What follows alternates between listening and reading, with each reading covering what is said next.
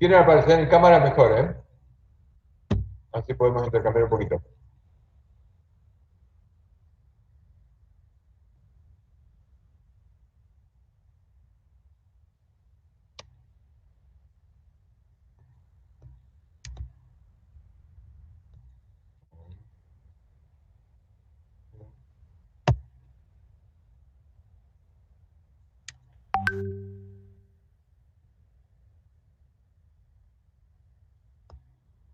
Juan, ¿me escuchás vos?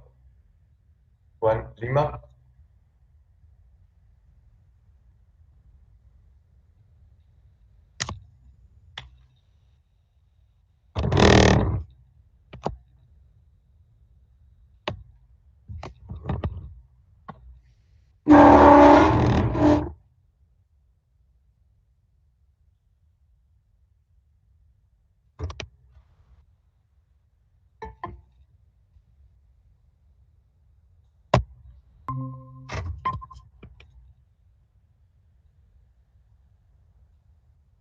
Pedro, ¿podrás aparecer en cámara, por favor? ¿Puedes poner la cámara?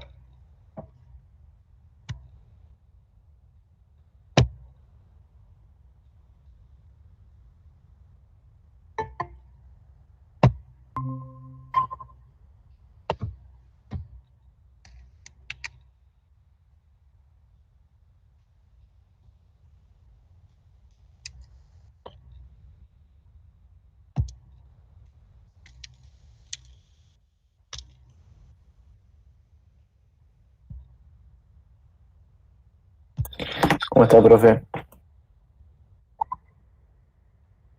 Hola, Pedro. No sé ahí, María y Juan Lima, si pueden aparecer también en cámara, para mí mucho mejor. Hola, profe, ahí prendo. Hola, gracias.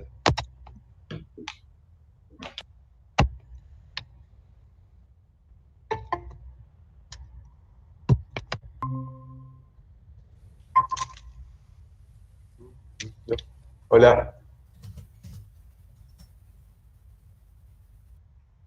Esperamos un momentito que se una el resto y vamos. Dale.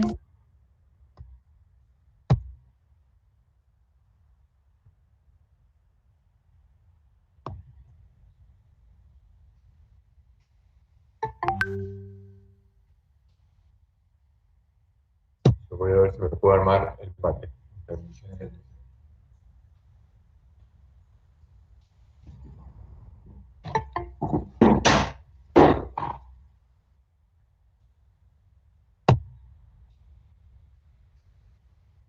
¿Hay manera de admitir, de dejar fijado que se admite a quien quiera entrar? ¿Tienen idea? No, yo no sé. ¿O hay que hacer admisión por admisión?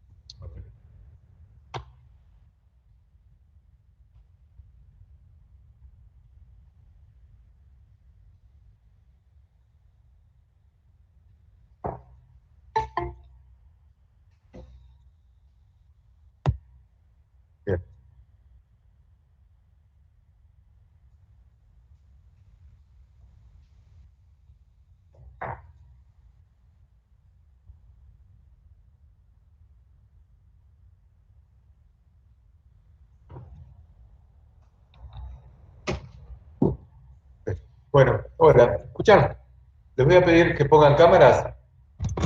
Se puede tomar mate durante la actividad, comer y lo que quieran. Está. A ver, somos muy poquitos, somos 12, quizás haya un par más, pero no vamos a hacer muchísimo. Les pido una mínima presentación muy rápida, pero básicamente esta cuestión, digamos, de dónde son, con quién viven, si tienen mascota, hijo, o una actividad extra que hagan, lo que quieran. Pero un poquitito como para intercambiar porque jamás lo podemos hacer. Así que la verdad que me gusta mucho saber con quién estoy hablando. En lo posible, por favor, que mantengan las cámaras prendidas y quienes no tengan ruido de fondo, si quieren mantener los micrófonos prendidos porque va a ser mucho de intercambio, lo hacemos. Bueno, dale, empezá Pedro, que fuiste el primero que se metió, dale.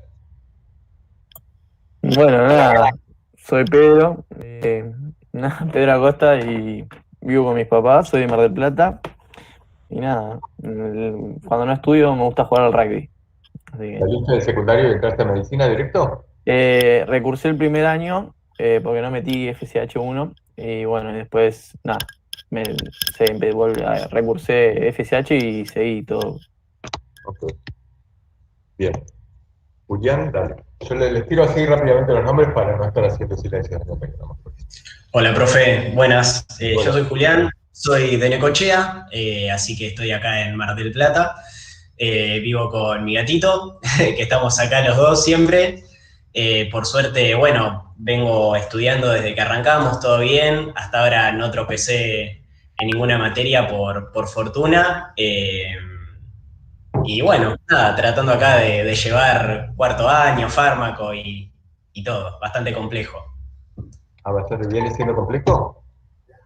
Es complejo, pero bueno, creo que también estudiando y demás le podés encontrar la vuelta. Creo también lo que más me complica quizás es capaz de encontrarle alguna vuelta a los algoritmos, algunas cositas que después están como más protocolizadas que son difíciles de memorizar o capaz de tenerlas siempre presentes, ¿no? Como que uno tiene que volver constantemente a eso. Pero está bueno, me gusta. Y a mí me gusta mucho en lo personal la mitocondria, siempre jodemos con nuestros amigos, como que todo lo que pasa y demás me gusta mucho, así que como que se me hace divertida la materia. Ok. Dale, Milagros, dale. Bueno, buenas tardes a todos. Mi nombre es Milagros Díaz, tengo 21 años. Cuando terminé el colegio entré directamente en medicina, por suerte hasta ahora el día sin tropezones ni caídas, esperemos seguir así. Vivo con mi mamá y mi papá, soy hija única, tengo un perro, Ronnie, me gustan mucho los animales. Antes hacía atletismo en la pista, pero bueno, por cuestiones de la facultad ahora entreno de vez en cuando. Y bueno, por suerte este año bastante motivada y aunque a veces fármaco te hace largar unas lagrimitas, pero bueno, está buena. Bueno, Juan, no sé cuál Lima, no sé si estás escuchando ahí o no, veo tu foto con anteojos nada más. Así que si estás, aparece ahí, si no, no importa. Sigue Lucio. Dale. Bueno, hola a todos, yo soy Lucio Cerelli. Bueno, nada, también tengo 21 años. Y bueno, y este año, ¿cómo? Son todos muy pendejos. Sí, pero nada, este año lo estoy pasando re bien, la verdad. O sea, como que siento que como es el ciclo clínico, como que es más fácil por ahí aprender las cosas y es como que vas tomando o tenés la libertad por ahí de hacer cosas por tu cuenta, de leer lo que más te gusta o no, y nada, lo estoy pasando bien, la verdad. Siento como que es todo muy útil en todas las materias en general. Así que nada, eso. Ok. Chicos, perdón, antes de olvidarme, alguien, porque me voy a olvidar seguro, cuando empecemos la actividad, después de la presentación, ¿alguien tiene grabadora de pantalla? ¿Alguien que diga que sí? ¿Alguna manera de grabar esto? Porque si no, bueno, digamos, les queda a ustedes, pero el resto de los compañeros se va a quedar ahí. Bueno, que no me preocupa tanto, pero bueno, está bueno aprovecharlo.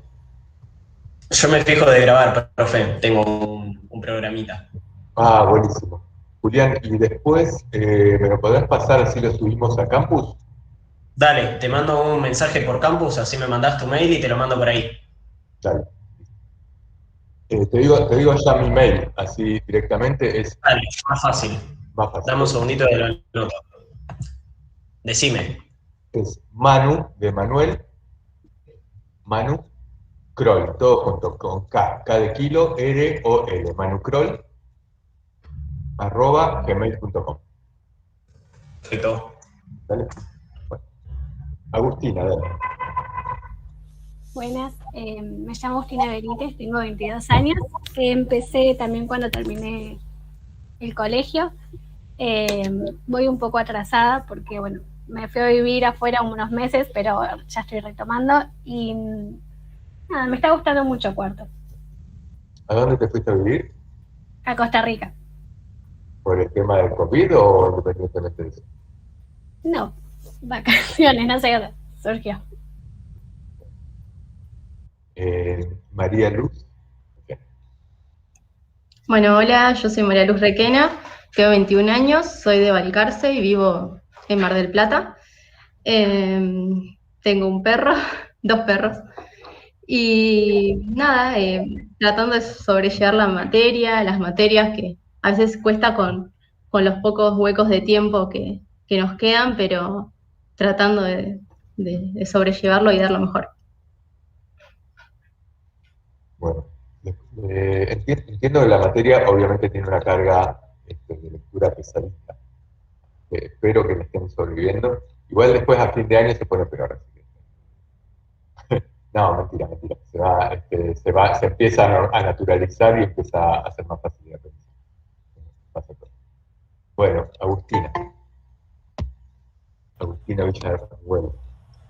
Te iba a preguntar, profe. Bueno, yo soy Agustina. ¿Se me escucha bien ahí? Porque tengo un micrófono medio. Sí. Tengo 23.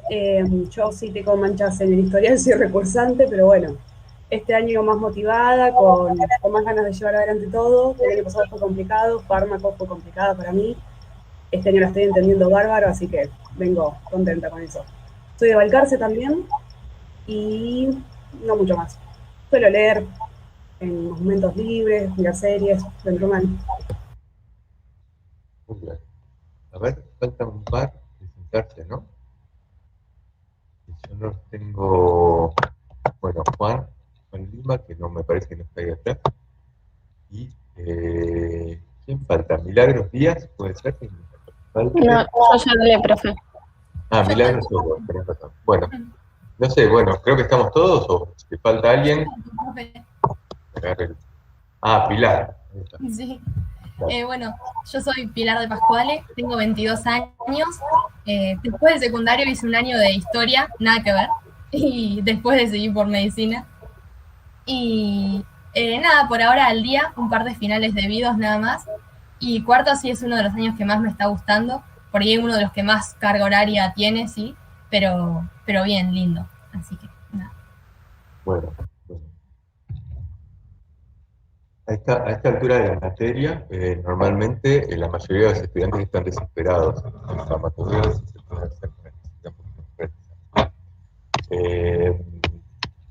Ahí se ve mejor, ¿no? Porque está como medio oscuro en una parte de mi cámara, ¿no? Ahí. ¿No se ve mejor? Sí, se ve bien. Hay un momento del año que es más o menos ahora, que en general están todos desesperadas. Yo me acuerdo cuando terminé cinética, cuando cursaba, terminamos cinética y no entendía nada, absolutamente nada.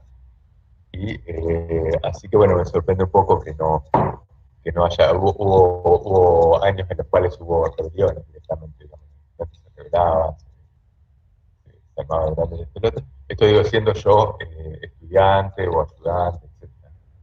Así que bueno, dentro de todo, este año me parece que más o menos la estamos sobrellevando. Pero la materia la reconocemos como una materia complicada. Y una de las cuestiones es la cantidad de contenido que requiere cada núcleo programático, y que requiere además conocimientos previos. Este es uno de ellos, pero además tiene la característica de ser núcleo estructural y apunta a habilidades y no a contenidos, con lo cual se convierte en uno de los ejes de la materia. Por eso que se entienda esto, no pretendemos que sepan leer, hacer lectura crítica acabadamente, nosotros tampoco lo sabemos, pero sí que tengan como la posibilidad de comenzar a hacerlo, y esto no es tan habitual como parece, la mayoría de los médicos realmente no puede hacerlo. Una de las cuestiones es que charlábamos con el docente que dio el seminario, cuánto tenía que abarcar el seminario, porque en realidad podríamos haber dado todo el año el tema de lectura crítica, búsqueda de información, etcétera, por la complejidad y la extensión que tiene. Entonces, bueno, dedicamos el seminario más bien a lo que hizo Juan, a mirar un poquito cuáles son los distintos niveles de evidencia, las bases de datos, etcétera, pero no nos enfocamos en algunas de las cuestiones en las cuales sí nos vamos a enfocar en el práctico, pero que lo que me doy cuenta es que no tienen de dónde sacar esta información. Por eso es que hoy hacemos esta extra, digamos. Si quiera utilizarla, lo utiliza, y si no, buscarán en otro lado. Pero les va a ahorrar bastante tiempo. Yo no sé un poco si ustedes manejan, ¿ustedes pudieron mirar el trabajo práctico? ¿El trabajo práctico de esta semana? El que le subimos anoche. Sí, era como, se parecía más a las guías anteriores, que eran varias preguntas. Sí, pero no sé a qué te refieres más que qué. No, que me refiero a que era como más una... no, vi un poco como que preguntaba sobre el enalapril y como que teníamos que buscar... lo leí muy por arriba ayer a la noche, pero que teníamos que buscar una parte de efectos adversos, creo. De eso solo me acuerdo. Es como más una guía de lectura. Bien, sí. Siempre les vamos tirando preguntas, así. ¿El resto pudo mirarlo? Yo lo miré hace un ratito, profe, vi que era un caso que también tenía un poco de POC y insuficiencia cardíaca. Y bueno, nada, un poquito de la lectura, como dijo Lucio, el compañero. Bueno, les cuento un poquito. El núcleo, si lo tienen a mano, ábranlo por ahí, así me van siguiendo. El núcleo se llama Fuentes de Información Biomédica y apunta a algunas cuestiones. Si quieren, lo que podemos hacer es, en vez de mirar todo el trabajo práctico, mirar los objetivos y hacer la clase guiándonos un poquito por los objetivos. Pero acá hay, por ejemplo, hay un caso, como lo de POC, asma, como va a ser fuente de insuficiencia cardíaca, pero el objetivo del caso, escúcheme ahora atentamente, después lo miramos en la guía, el objetivo del caso y de las preguntas no es que busquen las respuestas.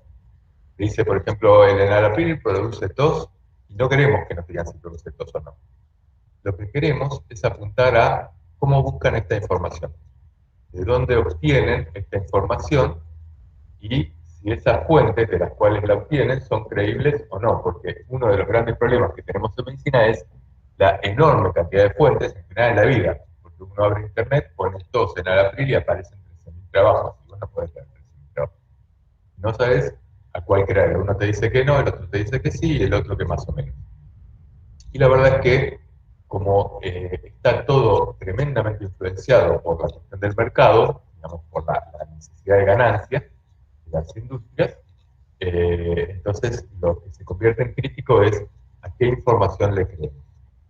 Pero este es el punto. Entonces, el núcleo de hoy es más bien cuáles son las fuentes de evidencia, o sea, a qué le creemos, cómo hacemos para confiar en algo. Y el próximo, los dos constituyen el núcleo, que es fuente de información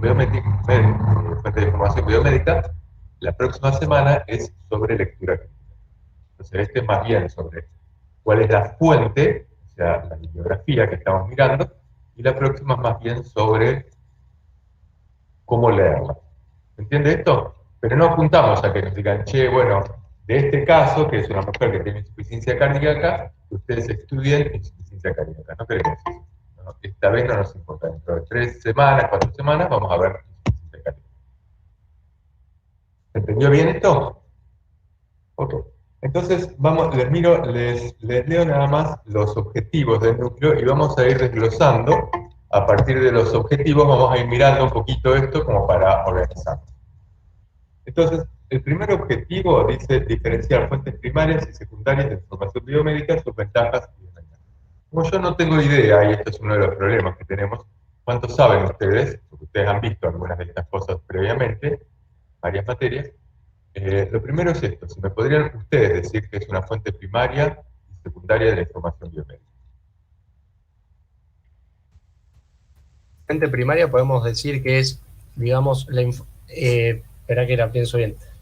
Una fuente primaria podemos decir que es como la información que recolectamos directamente de las personas involucradas en un suceso, por ejemplo. Y la secundaria sería como la síntesis de la recolección de varios estudios que entrevistaban a esas fuentes primarias. Algo así. Ejemplos. Perdón, ustedes pueden fijarme a mí en la pantalla, ¿no? Para que después aparezca el pizarrón grande si lo necesitan. Ejemplos, ¿cuáles serían? Ejemplos de fuentes primarias podrían ser ensayos clínicos, los estudios de cohorte o casos y controles. Y ayer también, profe, creo que usted había mencionado, que lo escribí acá, que la fuente primaria nos ofrecía una ventaja sobre la secundaria, que es que podemos mirar cómo fue hecha y el tiempo durante el cual se produjo ese estudio. Bien, entonces yo puedo mirar un ensayo clínico, puedo comparar, por ejemplo, en la tabla 1, cuáles son las características de la población que tomaba enalapril versus los que tomaban captopril. Los dos grupos, y digo, pero en la población que tomaba enalapril de base, había gente cuya presión arterial era mayor. Entonces, si el resultado favorece el enalapril, yo digo, pero acá estaban haciendo trampa. Entonces, puedo mirar el estudio si es que lo puedo mirar. El mayor problema es esta capacidad de mirarlo. Por eso decimos, tenemos que adquirir la capacidad de lectura. ¿En las fuentes secundarias no puedo hacer esto? El problema que tienen las fuentes secundarias es que son aquellas que ya fueron elaboradas por otras personas para determinada cuestión. Es decir, nosotros también tenemos que ver si nosotros vamos a leer, por ejemplo, estamos hablando del enalapril. Estamos leyendo un estudio de, vamos a dar el ejemplo, función de, no sé, efectividad clínica del enalapril para reducir la presión en un grupo de pacientes con presión arterial mayor a 160/100. Por ejemplo, si nosotros queremos extrapolar esos datos, por ejemplo, a un grupo de pacientes que tienen grupos de menor presión o incluso con más presión o algo por el estilo, quizás nos puede sesgar o algo por el estilo. Es decir, nosotros lo que tenemos que ver bien es para qué fue diseñado el estudio que se hizo previamente y a partir de eso poder analizarlo. Es decir, nosotros lo podemos utilizar, sí, nos puede ser útil, pero es dependiendo de para qué se utilizó esa información y cómo nosotros la vamos a utilizar. A ver, pero no sé si te estoy entendiendo bien, Julián. Milagros, digo ejemplos de fuentes primarias. Tipo, bueno, por ejemplo, una fuente primaria es un ensayo clínico, estudio de cohortes, casos y controles. Todo esto son fuentes primarias. Fíjate algunos ejemplos de fuentes secundarias. Pueden ser los mismos, incluso. ¿Cómo? Pueden ser los mismos. No, puede ser un libro y... No, todo esto son fuentes primarias. Todo lo que nombramos recién son fuentes primarias. Fuente primaria es lo que hace una persona, un investigador, y lo escribe. Y dice, hicimos un estudio que demuestra que Puede ser un estudio de casos y controles, un estudio de corte transversal, un estudio de Todo esto son fuentes primarias. Pero una fuente secundaria, un ensayo clínico no es una fuente secundaria, por definición. Un libro, un seminario de un profesor podrían ser fuentes secundarias. Correcto. Un libro, un seminario de un profesor. ¿Cuál otra podría ser una fuente secundaria? ¿Un metaanálisis podemos considerarlo una fuente secundaria? Hay mucha discusión sobre esto. Algunos lo consideran fuente secundaria, otros primarias, creo que ayer lo comentábamos. Pero nosotros vamos a tomarlo como fuente primaria. Porque un metaanálisis lo que hace es tomar muchos ensayos clínicos, por ejemplo, si se juntan muchos ensayos clínicos, toma esta información, lo somete a una nueva estadística, a una operación matemática estadística, y saca una conclusión que es nueva, y a lo mejor es nueva y antes no existía. O sea, como es una información nueva, no es que tomó información de otros y te la está contando, generó una nueva información, entonces nosotros la vamos a considerar fuente primaria. Si alguien la considera secundaria, está bien, yo no tengo problema, me da lo mismo. Ok. ¿Las guías de práctica médica? Una guía de práctica médica, ¿por qué es una fuente secundaria? ¿Qué hacen los que hacen las guías de práctica médica? Leyendo ahora cuando estábamos hablando de POC, por ejemplo, te transcribe directamente por ahí lo que dijeron en tal artículo. Según tal, se vio que a partir de tantos milímetros de mercurio conviene dar oxígeno, por ejemplo. Claro. Y entonces, te pueden dar un nivel de evidencia. Te dicen, bueno, esto lo sacamos de tal nivel de evidencia, o tiene tal grado de recomendación. Grado A, grado B, grado C, cuanto más nos alejamos, grado A tiene que lo indicamos fuertemente. Grado C, más bien no lo haga, grado B, salir corriendo. Pero esto es el grado de recomendación que le dan. Y ese grado de recomendación se sostiene en el nivel de evidencia, porque dicen, bueno, esto lo sacamos de un nivel de evidencia muy alto, entonces lo recomendamos. Pero, ojo, que esto tiene un nivel hay guías que están muy bien hechas, miran muy bien, mucha bibliografía, pero tiene un nivel de subjetividad muy alta. Es un grupo de personas que se considera expertos, que se juntaron información y dijeron, bueno, esta es la información válida, pero a lo mejor no excluyeron otra información que también era válida. Juntaron 20 estudios y excluyeron otros 12 que decían, no, esto no hay que hacerlo. O los ignoraron, o tomaron la información pero la consideraron de determinada manera. Tiene un grado de subjetividad, por supuesto. Si la guía está muy bien hecha, la guía GRADE, que está mucho mejor hecha, tiene un nivel de evidencia ya bastante más alto. Eso se llaman guías GRADE, que es lo que contaba ayer Juan. Pero hay muchas guías que son consensos.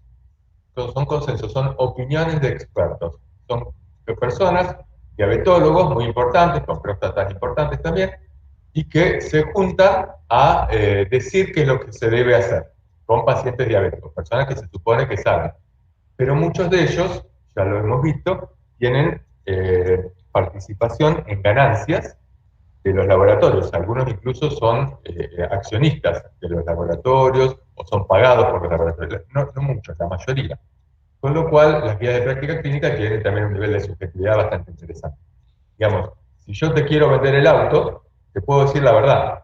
Te puedo decir, mirá, mi auto tiene el motor, pero a mí me conviene que lo compres.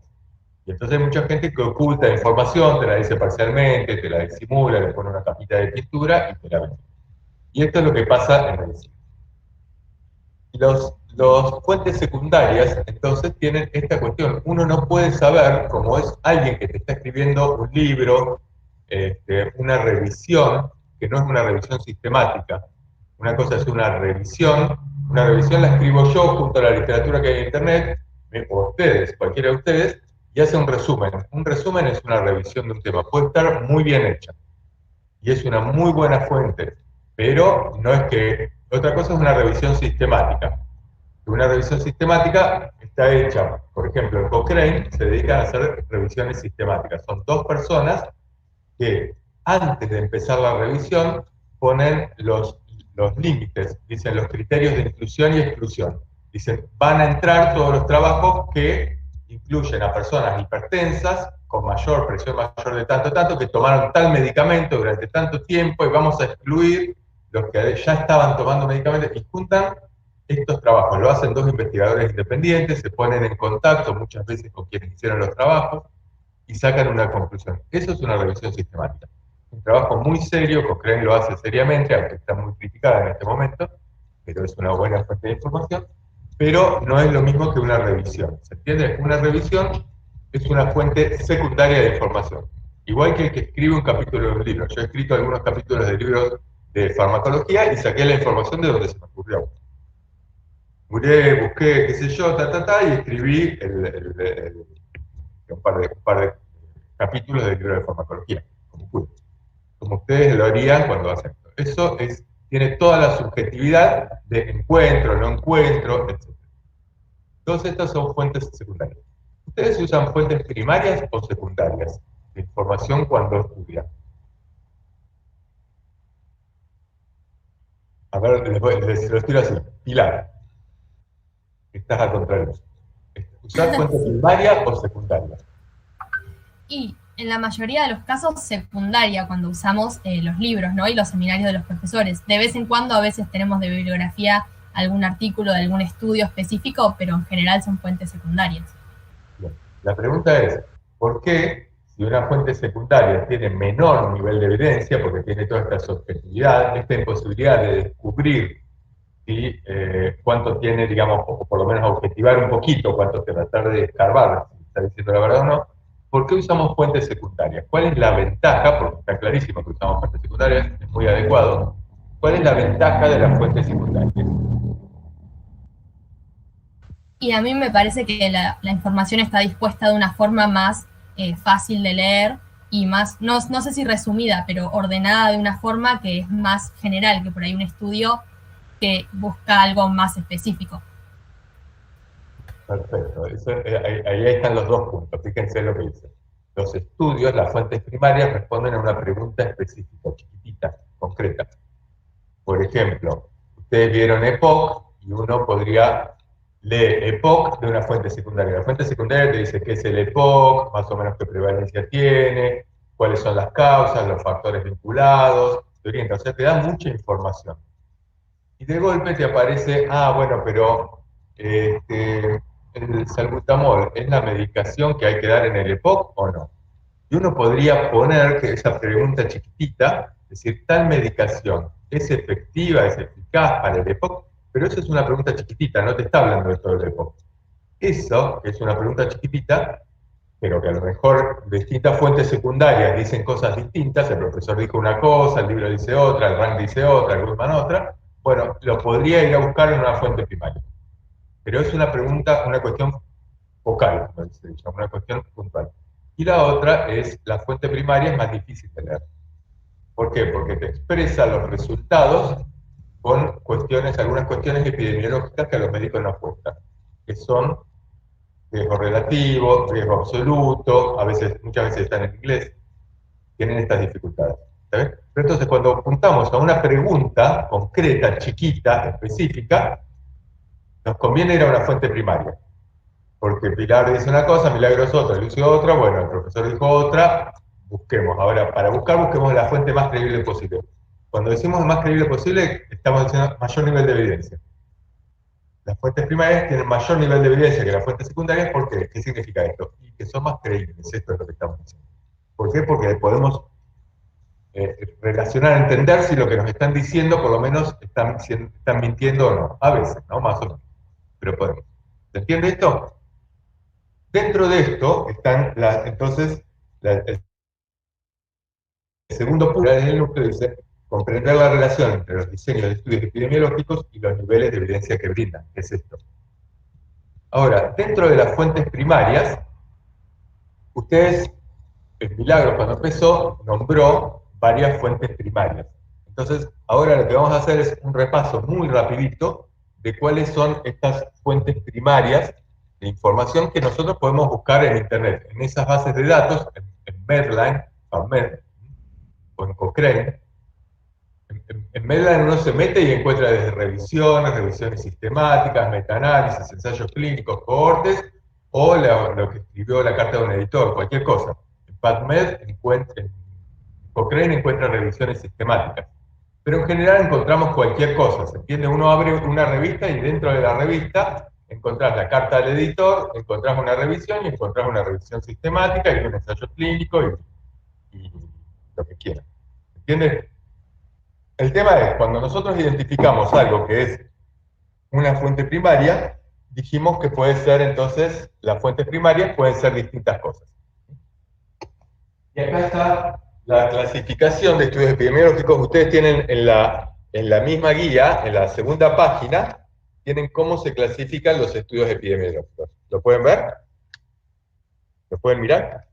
Dice así, dice, estudios descriptivos, que los diferencian poblacionales e individuales, estudios analíticos, ya sean observacionales y experimentales. Y después tenemos revisiones, esas tres cosas. Esto lo han visto en alguna materia, ¿no? ¿Sí? ¿Podemos jugar un poquitito? Vamos a ver simplemente esta cuestión, digamos. ¿Cuál es la diferencia entre los estudios descriptivos y analíticos? Los analíticos nos servirían como para comparar, no sé, dos situaciones, dos grupos de personas que tengan distintas patologías tal vez, y descriptivo sería más bien algo individual, describir cierta cosa sin comparar. Por ejemplo, ¿cuál sería un estudio descriptivo?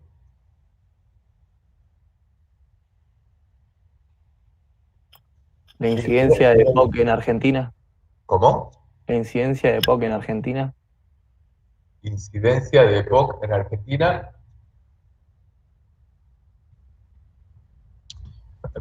Si me decís prevalencia, te lo acepto, ¿eh? Bueno, Si me decís incidencia, es más complicado. Podría ser algo de un, Podría sacarse, pero es más complicado como estudio. Sí, Julián. podría ser algo de un caso particular, por ejemplo, no sé, análisis de un caso, por ejemplo, síndrome de Miller-Fisher en un paciente fulanito con tal cosita.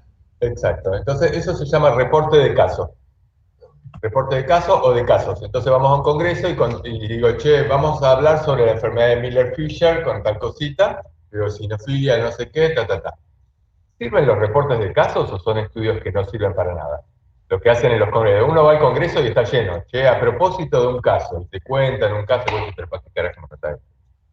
¿Sirve esto? ¿Sirven, por ejemplo, como para actualizar un tema que no se tiene mucho conocimiento o como pie para otras investigaciones muchas veces? Claro.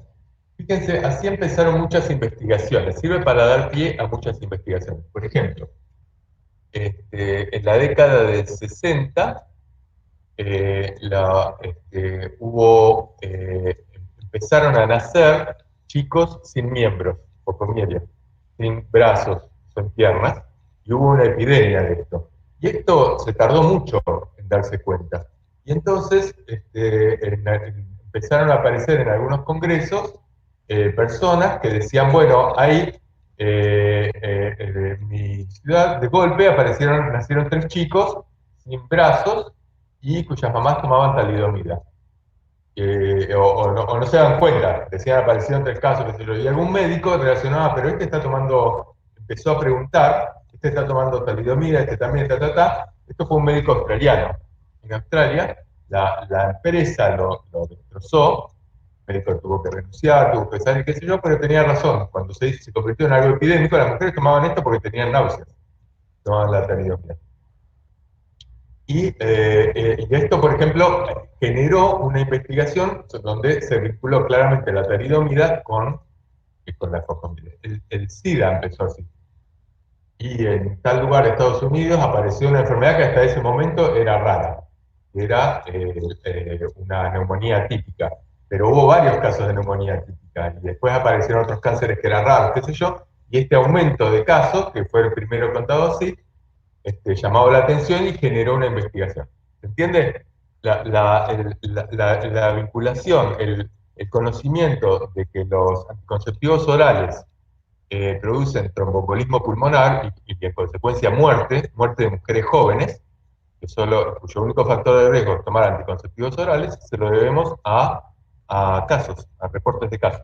Empezó así, en la década del 40 empezaron a reportar estos casos y después llegó a una investigación. ¿Se entiende? Entonces los reportes de casos, por supuesto, sirven mucho, pero no te dan una idea de incidencia, de prevalencia de nada. ¿Está bien? Otro estudio de corte transversal podría ser, por ejemplo, una encuesta. Preguntamos, y entonces lo que vemos es, en este momento, cuál es la situación cuando queremos describir una situación. Queremos decir, bueno, por ejemplo, cuál es la prevalencia, para describir prevalencia, cuál es la prevalencia de enfermedad coronaria en Argentina, podríamos hacer un estudio de corte transversal. Prevalencia siempre de enfermedades largas, porque las enfermedades cortas, imagínense si uno hace como una foto y la enfermedad es cortita, no sé si uno quisiera decir la prevalencia de personas con COVID en Argentina no tiene ningún sentido, porque la mayor parte de las personas con COVID tienen síntomas durante 14 días. Y uno hace un corte hoy y no se da cuenta de nada. Uno tuvo ayer, otro anteayer, el otro. En cambio, una enfermedad muy larga, haces un corte y agarras a un montón de personas y ahí te sirve un estudio de prevalencia. ¿Entiende esto? Para enfermedades crónicas sirven los estudios de prevalencia. Profe, ¿puede ser de que la encuesta de factores de riesgo cardiovascular sea un ejemplo? Claro, porque creo que lo habíamos visto. Claro, la encuesta de factores de riesgo cardiovascular son estudios de prevalencia. ¿Sí? Entonces los estudios de corte transversal son estudios de prevalencia. ¿Se entiende esto? Cuando estamos diciendo que se hace en un momento, no es que el estudio se hace en un día, puede durar un año, puede durar 2 años. O sea, quiere decir que se hace en un momento de la vida de la persona. Yo agarro y le pregunto a María Luz, le digo, che, vos hoy, ¿hacés ejercicio o no? Y ella me dice no. Y le pregunto a Agus dentro de 2 días. Y a Agustina dentro de 3 semanas, no sé qué. Y digo, bueno, en Argentina hay un 60% de las personas que no hacen ejercicio. Los estudiantes de medicina no hacen ejercicio, etc. Es un estudio de prevalencia. ¿Se entiende? Ok. ¿Los estudios de prevalencia pueden vincular causa-efecto?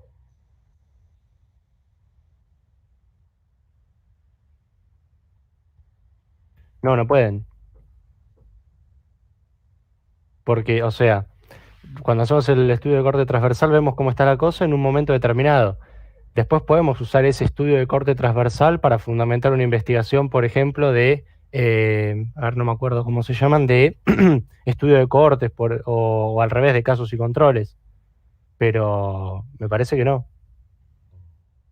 Yo te digo, mirá, en Argentina hacemos un estudio de prevalencia de sedentarismo, para dar este ejemplo, y de personas con enfermedad coronaria en Mar del Plata. Digo, bueno, en Mar del Plata, en el año 2021, hubo 300 personas con enfermedad coronaria y hubo, y hay, de las personas que encuestamos, de las 1000 personas que encuestamos en la casa, hay 1000 personas que no hacen ejercicio y 300 que sí. Por lo tanto, es probable que las personas sedentarias tengan más riesgo de tener infarto. ¿No estoy vinculando causa-efecto? Claro, sí, sí, si lo decís así, sí. Yo porque tenía entendido como que el de casos y controles era el que lo relacionábamos con un factor de tipo, teníamos como, agarrábamos a todos los que tenían enfermedad coronaria y los interrogábamos a ver si habían hecho ejercicio o si comían bien, etcétera. Pero claro, sí, también se podría hacer. Claro, pero no estamos en casos de control, estamos mirando en Mar del Plata cuántas personas sedentarias hay y cuántos infartos hubo. Y podría decir, y hay un montón de personas sedentarias. Y hay un montón de infartos. Por lo tanto, el sedentarismo produce riesgo cardiovascular, es un factor de riesgo cardiovascular. Esto no es cierto. No es cierto ¿por qué? O sea, la pregunta es, si podemos vincular causa-efecto, podemos. Pero es un factor muy débil. Es una relación muy débil. ¿Por qué? Porque estamos mirando dos cosas que ocurren simultáneamente. Porque yo podría decir, y en realidad hay muchas personas sedentarias, porque como hay muchos infartados, y los infartados no hacen mucho ejercicio, a lo mejor no hacen ejercicio porque tienen problemas cardiovasculares. A lo mejor la causa era la otra y el otro es el efecto. Y a lo mejor estoy vinculando dos cosas que no tienen nada que ver. Entonces, para que yo pueda vincular una causa con el efecto, la causa tiene que anteceder al efecto, tiene que pasar tiempo.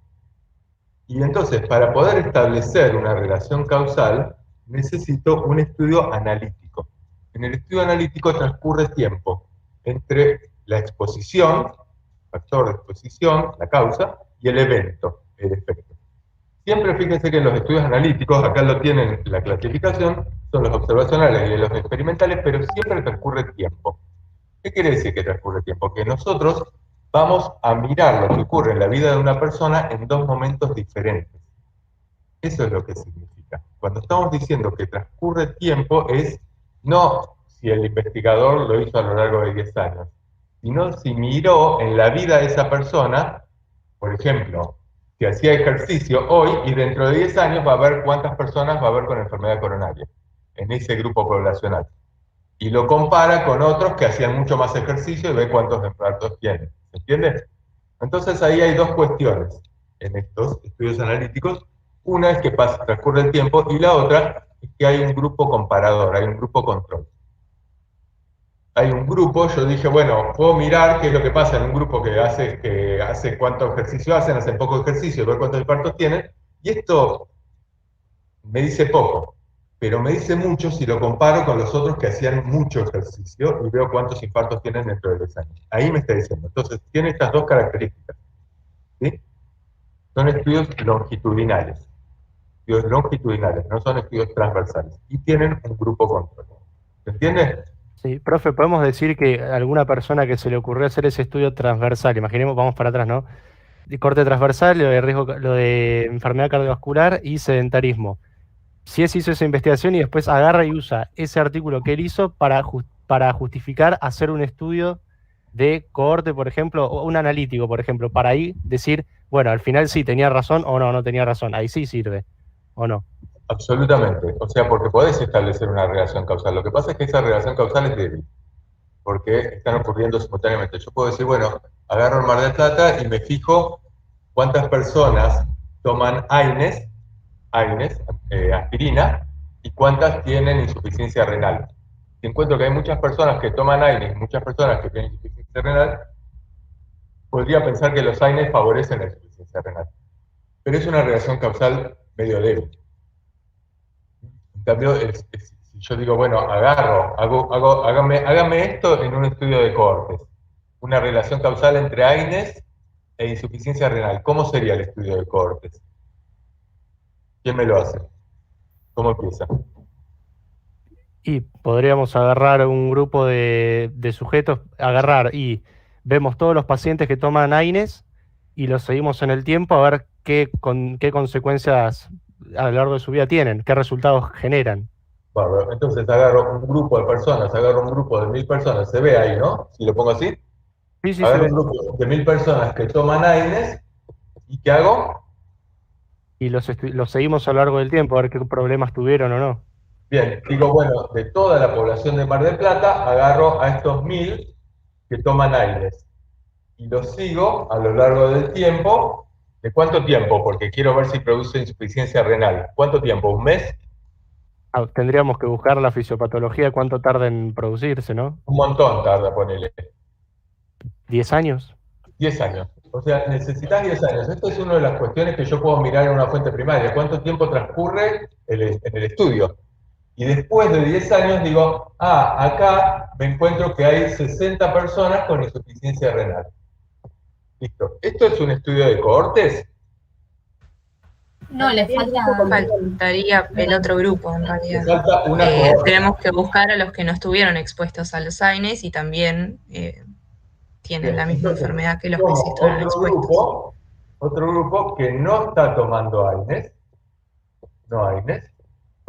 que son, no sé, 800 personas, o 1000 personas, o 1200 personas, no exactamente lo mismo, pongamos que son 1200 personas, y espero también 10 años, y me fijo cuántas personas tienen insuficiencia renal acá. Y acá hubo 30 personas con insuficiencia renal.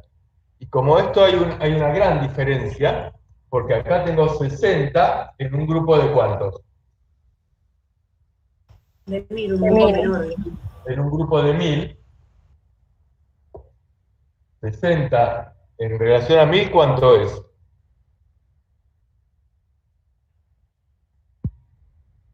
Alguien que tenga calculadora. ¿Puede ser el 0,6%? Lo estoy haciendo mentalmente. Bueno, no se pone 0,6%, sí, podría ser, ponele 0,6. No tengo idea, pero me parece que podría ser. 0,06. 0,06%.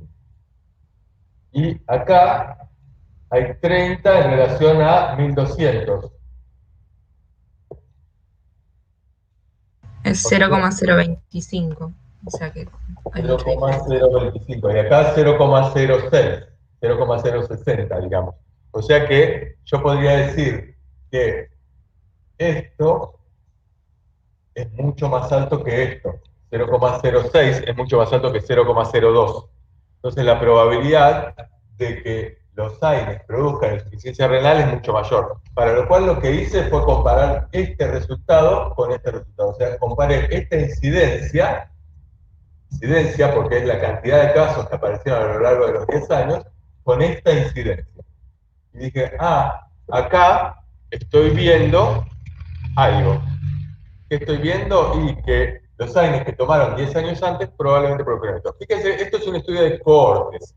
Hubo un grupo que estaba tomando el medicamento y un grupo control que no lo estaba tomando. Lo seguí a lo largo del tiempo. Hubo una intervención, yo hice una intervención. No, yo no hice ninguna intervención. Y entonces se llama estudio observacional. Lo único que hice fue observarlos a lo largo de 10 años. Los estudios observacionales son estudios en los cuales no hay ninguna intervención, que pueden ser de cohortes o pueden ser casos control. háganme la relación entre AINES e insuficiencia renal en un estudio de casos control. Borro esto. Profe, en este caso sería al revés. Partiríamos de aquellos pacientes con insuficiencia renal y veríamos cuáles estuvieron expuestos a AINES y después deberíamos ver aquellos que no estaban enfermos, o sea, sanos, y que estuvieron o estarían expuestos a AINES. Bien, entonces parto de pacientes que tienen insuficiencia renal. ¿Dónde están estos pacientes? ¿Los busco en la ciudad de Mar del Plata?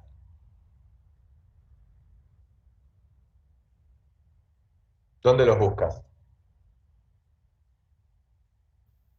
Lo podríamos buscar ¿Dónde durante se encuentran los pacientes con insuficiencia renal? en un centro de diálisis. Bien, voy a un centro de diálisis. Fíjense que partí de un lugar completamente distinto. No me fijé en Mar del Plata que en este momento.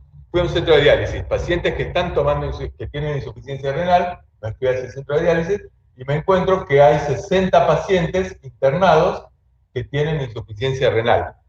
Pobre gente, un clínic menor de 30 que empiezan con diálisis. Y entonces, ¿qué me fijo? ¿Cómo seguía María Luz? A partir de esos casos que tienen insuficiencia renal, veo cuáles estuvieron o están expuestos a AINES. ¿Y cómo lo veo? ¿Qué hago? ¿Lo sigo a lo largo del tiempo?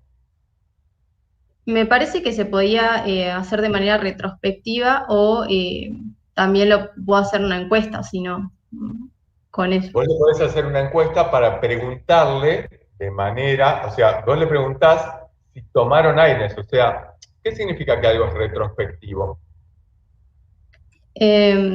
O sea, algo que antecedió, algo que pasó. ¿Qué es lo que ocurrió? ¿El evento o el factor de exposición? Cuando me decís que algo es retrospectivo, un estudio es retrospectivo, ¿qué significa? ¿Que el evento ocurrió o que el factor de exposición ocurrió? Factor de exposición. Factor de exposición, sí. No, incorrecto. Cuando decimos que un estudio es retrospectivo, yo te lo pregunto, no se incomoden, es justamente para marcar esto y que quede. Cuando decimos que un estudio es retrospectivo es porque el evento ya ocurrió. Eso es lo que define que un estudio es retrospectivo. Por ejemplo, el estudio que ustedes me dijeron antes, en el cual buscamos personas que toman AINES y las que no toman AINES, y vemos dentro de 10 años qué pasa, es un estudio prospectivo. ¿Por qué? Porque el evento va a ocurrir dentro de 10 años. ¿Se entiende? Y acá es necesariamente retrospectivo. Porque yo lo que quiero ver es si tomaron AINES en el pasado, pero el evento ya ocurrió. Y como ya ocurrió, es retrospectivo. El estudio de casos control obligadamente es retrospectivo. El de cohortes, lo podemos ver si quieren, pero puede ser prospectivo o retrospectivo. Recién hicimos una cohorte retrospectiva. Pero esto es necesariamente retrospectivo. ¿Hay problemas con esto? ¿Se entiende bien que es un estudio prospectivo y uno retrospectivo? Estamos mirando estudios retrospectivos. ¿Sí? Ok, entonces, agarré esto. Y necesariamente para saber si tomaron AINES, ¿qué tengo que hacer? ¿Cómo sería este estudio? Preguntarle, o sea. Les pregunto, ¿qué, tomaste AINES? Sí, tomé. ¿Por qué? ¿Por qué tomaba? Porque tenía artritis reumatoidea. ¿De cuándo a cuándo? Y tomé desde que tenía 18 años hasta los 60. ¿Todos los días? Sí. ¿Qué AINES? Y aspirina. ¿Y vos qué tomabas? Diclofenac. ¿Y vos ibuprofeno? Entonces, si el diclofenac produce mucho, puedo vincular cuál es el riesgo de insuficiencia renal de cada AINES. Pero yo puedo decir, bueno, che, acá les pregunto si tomaban AINES o no, y me dicen, de las 60 personas, hay 50 que me dicen, sí, tomaba AINES. ¿Y cuándo? ¿En los últimos 10 años? Sí. Bueno, y agarro, ¿y cómo sigue este estudio? Porque yo dije, che, las características de un estudio analítico es que requiere dos cosas. ¿Qué Comparar cosas? y establecer. Sí. Bien, ¿y con quién los comparo? Con los sanos que tomaron AINES, ¿sería? O sanos totalmente. Siempre cuando vos partís de un estudio de cohorte, es porque partís del factor de exposición. Por ejemplo, si tomaban AINES o si no tomaban AINES. acá estás partiendo, en un estudio de casos control, siempre del evento, o sea, de la insuficiencia renal. Entonces, acá comparás los que tienen insuficiencia renal con los que no la tienen. Entonces, agarrás un grupo de pacientes, otros 60 pacientes, pero que tienen cualquier otra cosa. Son otros 60 pacientes que están internados, pero ¿qué? ¿Por qué? Por traumatismo, por infarto, porque les duele la cadera, por lo que sea, por meningitis, Agarré otros 60 tipos que no tienen el evento, no tienen insuficiencia renal, el evento que yo estoy investigando. Y entonces les digo, che, ¿ustedes tomaron AINES? Les vuelvo a preguntar a ellos. Y acá me dicen, sí, tomamos AINES. ¿Cuántos? Y 20 me dicen que sí, y 30 me dicen que no. Acá 50 me dijeron que sí, y hubo 10 que me dijeron que no. Y entonces, acá cambió la cosa. Porque, fíjense, que yo puedo nuevamente vincular causa y efecto. Pasó el tiempo, puedo vincular, pero puedo decir, che, acá en este grupo hubo mucha gente, en comparación a estas, que tomaba AINES. Después vamos a ver la semana que viene, vemos cómo vinculamos esto. Ahora no me importa. ¿Pero se entiende esto? Esto es un estudio de casos control. Lo otro era un estudio de corte. ¿Qué es lo que tienen en común? Que en los dos pasó tiempo entre el factor de exposición y el evento. Pero acá, necesariamente, fue retrospectivo. ¿Se entiende bien esto? ¿Cuál de los dos es más barato, chicos? El caso control. ¿Por qué? Porque al ser retrospectivo no necesitas de el tiempo, no tenés que esperar los 10 años y llevar a cabo la investigación por tanto tiempo, digamos. Claro, lo único que tuve que hacer es ir al centro de diálisis, al hospital. Dentro del hospital fui al centro de diálisis, agarré los 60 tipos y les hice una encuesta. Y les pregunté a los otros 60. Esto me llevó 2 meses. Con eso hice mi estudio. Fíjense, el otro, tuve que sentarme, agarrar a un grupo de gente que en general es más grande, y seguirlo a lo largo de 10 años. O sea, a mí me tuvieron que pagar un sueldo por 10 años. Yo gratis no lo hago. Así que es mucho más caro. Mucho más caro. Ok. Si lo que estoy mirando es un evento raro, un evento que no es, por ejemplo, yo quiero ver si la siringomielia está producida por una infección viral. La siringomielia es una enfermedad que no tengo ni idea, pero es rara, algo neurológico. Y quiero saber si está producida por una infección viral. Si yo agarro y me pongo a fijarme entre las personas que tienen infecciones virales y trato de buscar siringomielias, por ahí en Argentina hay una siringomielia. Yo necesito encontrar varias para establecer una relación causal. Me conviene agarrar las 4 o 5 siringomielias que hay en Argentina y ver si tuvieron una exposición viral. En algún momento está el virus, etc. ¿Entienden? O sea, si yo lo que busco es investigar la causa, me conviene, con un evento raro, me conviene esto. O sea, ahora, si el factor de exposición es un factor de exposición poco frecuente, me conviene partir del factor de exposición. O sea, me conviene hacer un estudio de cohorte. Por la misma razón. Bien. Para terminar, ensayos clínicos. Háganme la relación ahora entre que era AINES e insuficiencia renal con un ensayo clínico. ¿Lo pueden hacer? Bien, ¿quién lo hace? Háganme el ensayo. Ahí seleccionas, o sea, la persona que está haciendo la investigación, por ejemplo, en este caso sería como yo, se selecciona un grupo y soy yo la que le da el AINE a un grupo, uno de los 2 grupos de corte, digamos. Espera, ¿empezás con 2 grupos o con un solo grupo? Tiene que ser 2 grupos, tiene que haber una comparativa. Pero tiene que ser 2 grupos, pero ¿de dónde sale? Haceme el experimento, ¿de dónde salen estos 2 grupos? Qué buena pregunta, profe, no sé. Yo agarraría... Inventen. Ahora, esto les sirve porque en el trabajo práctico también les pido que inventen un experimento. Así que acá practiquen. Profe, podríamos hacer un ensayo clínico que viera, por ejemplo, si los AINES tienen eficacia en el tratamiento del cáncer, por ejemplo. Seleccionaríamos... Pero espera, ahora lo hacemos, pero haceme primero este. Quiero saber si los AINES producen insuficiencia renal.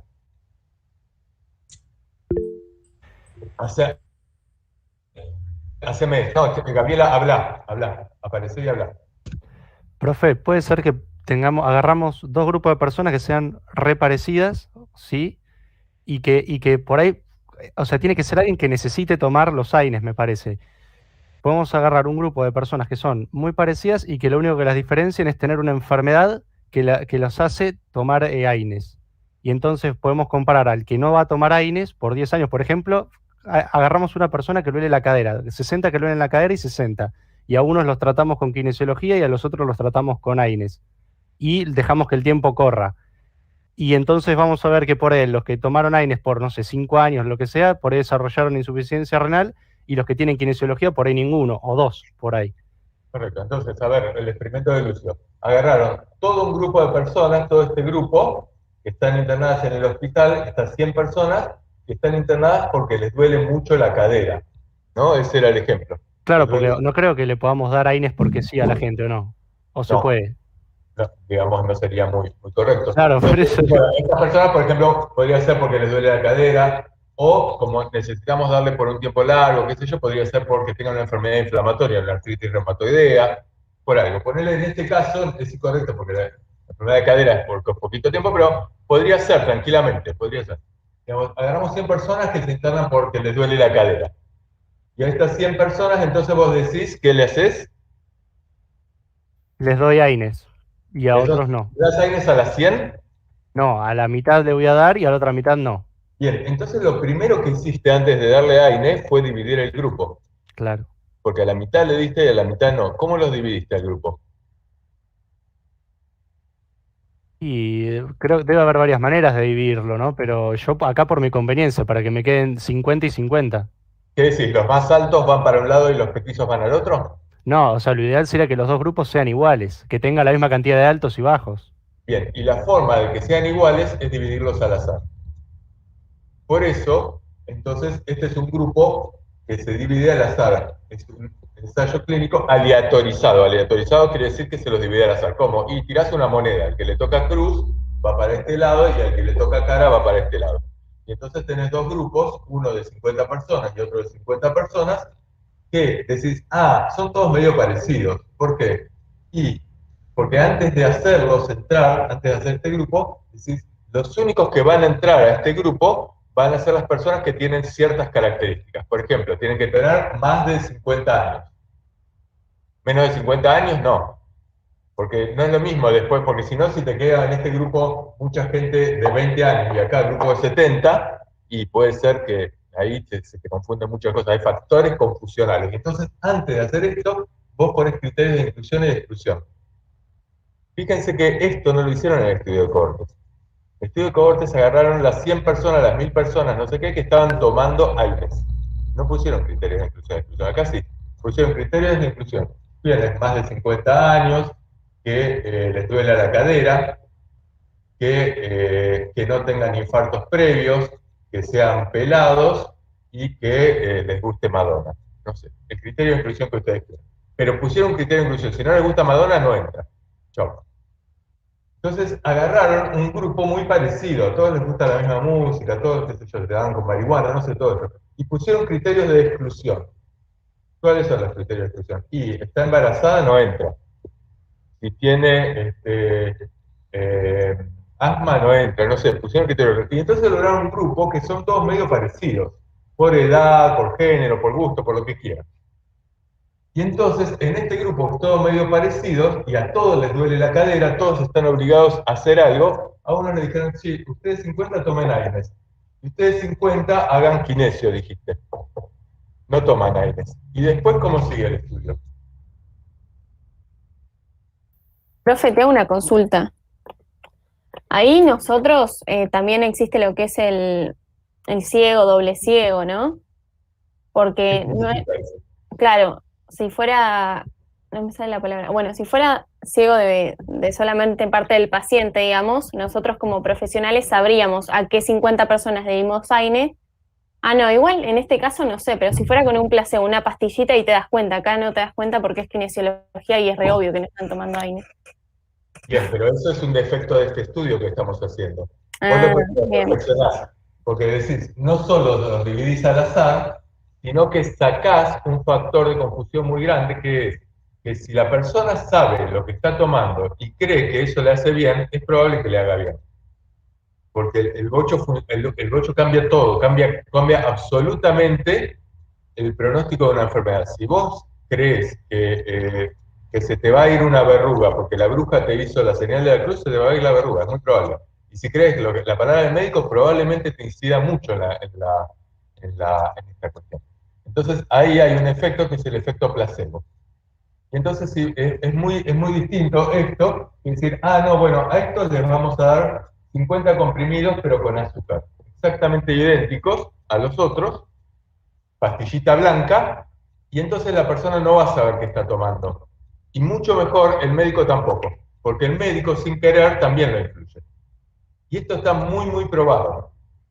Entonces ya estás haciendo un ciego porque la persona no sabe, doble ciego porque el médico tampoco sabe, y el único que sabe es Lucio, que es el que les da las pastillitas al médico. El Lucio sabe, la pastillita número 1 se lo doy a otra, pero el médico no lo sabe. ¿Se entiende? Entonces no influye en la relación médico-paciente en el pronóstico de la enfermedad. Entonces ya tenemos un estudio aleatorizado doble ciego. Bien, ¿y cómo sigue el estudio? Tengo estos 50 pacientes, estos 50. Y ahí ya tendríamos que hacer un análisis parecido a uno de corte, porque estaríamos viendo en el tiempo a ver las consecuencias que tiene. Bárbaro, entonces esperás tus 10 años, o sea, siempre es muy importante cuánto tiempo esperás, acá esperás 10 años, y te fijas qué cosa. La aparición o no del efecto buscado. Exacto, ¿cuántas personas tienen insuficiencia renal? Acá de los 50 hubo 30 que tienen insuficiencia renal y hubo 20 que no. ¿Te fijas cuántos sí y cuántos no? Las dos cosas, porque esto después lo vamos a vincular. Y acá te fijas cuántos sí, acá tuvieron insuficiencia renal 20 y no 30. O sea, acá hubo 30 y acá hubo 20. Y entonces decís, che, bueno, hubo mucho más con insuficiencia renal, casi un 50% más en el grupo AINES, en el grupo tratamiento, en el grupo al cual sometían los tratamientos. Fíjense que esto es una cosa completamente distinta que el estudio de cohortes. ¿Cuál es la fortaleza que tiene este ensayo clínico? ¿Por qué tiene un ensayo clínico mayor nivel de evidencia que un estudio de cohortes? Porque lo tiene.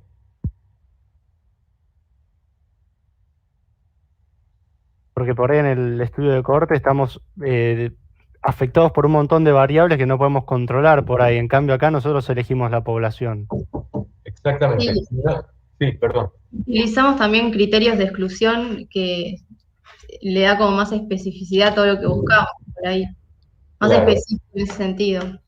Claro.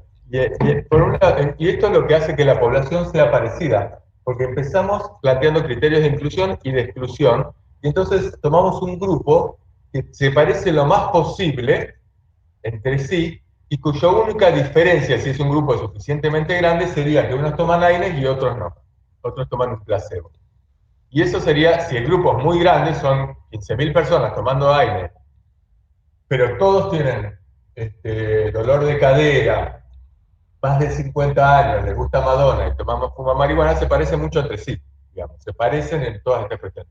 Puede haber una confusión, puede haber, pero en principio es un grupo bastante parecido entre sí, y luego los dividí al azar, y luego la persona no sabe qué está tomando, tiene varias cuestiones, por lo cual un ensayo clínico es un estudio experimental, porque le tuve que dar algo, en el de cohortes no era observacional, pero tiene una fortaleza enorme, que es que los grupos son muy parecidos, y la única diferencia es que uno toma AINES y no.